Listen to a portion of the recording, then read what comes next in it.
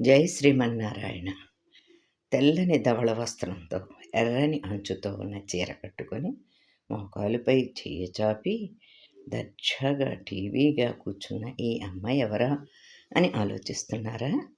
చూడండి, 100 వరహాల పూలు చామంతుల మాలను ధరించింది, కొప్పులో విరజాజులు ధరించింది, మెడలో పచ్చల పతకాలు హారాలు వరుసగా ధరించిన ఈ అమ్మాయి ఎవరనుకుంటున్నారు?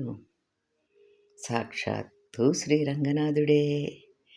శ్రీరంగనాథుడు ఏకాదశి ముందు రోజు ఇలా అలంకరణ చేసుకుని మోహిని అవతారం అంటారు దీన్ని. ఈ అవతారంలో తాను పురప్పాడుకు బయలుదేరుతాడు. ఇలా బయలుదేరిన శ్రీరంగనాథుని చూసి రంగనాయికి చెలికత్తెలంతా, అమ్మ స్వామి ఎంత మనోహరంగా ఉన్నాడు, ఎంత భోగ్యంగా ఉన్నారు, అసలు కనుచూపు తిప్పుకోలేకపోతున్నాము, ఎంతో అందంగా ఉన్నారు అని అమ్మకు చెప్పారట. ఆమెకు కూడా అదేమో చూడాలి అనే ఆనందం కలిగిందట.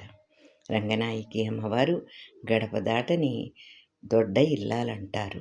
అటువంటి ఆమె కూడా స్వామిని చూడాలని ఆశపడి తాను కూడా తన మందిరం నుంచి బయటకు వచ్చి ఎవరికీ కనిపించకుండా నేల మీద 5 వేళ్ళు ఆంచి వంగి వంగి పరమాత్మను చూసిందట.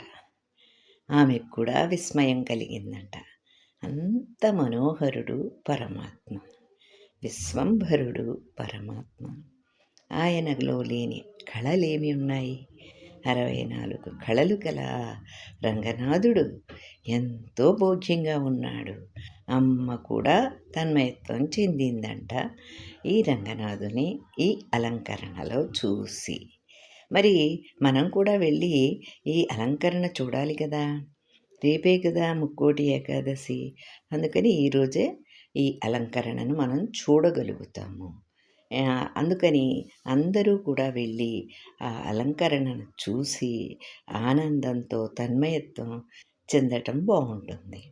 అయితే అమ్మవారు ఎక్కడైతే వంగి వేళ్ళు పెట్టి పరమాత్మను సేవించుకున్నదో ఆ ప్లేస్ను కూడా మనం ఇక్కడ కొద్దిగా గమనించవచ్చు.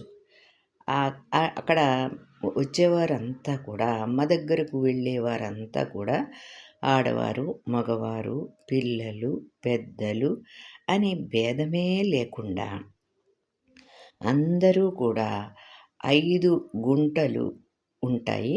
5 గుంటల్లోనూ 5 వేళ్ళు పెట్టి మోకాళ్ళ మీద కూర్చొని వంగి చూడాలి. అమ్మ అలాగే చూసిందట. అందుకని అక్కడికి వెళ్ళే ప్రతి భక్తులు కూడా తయారు సన్నిధికి వెళ్ళే ముందే ఆ వేళ్ళు అందులో పెట్టి వంగి ఆ పరమాత్మ యొక్క మోహిని అవతారాన్ని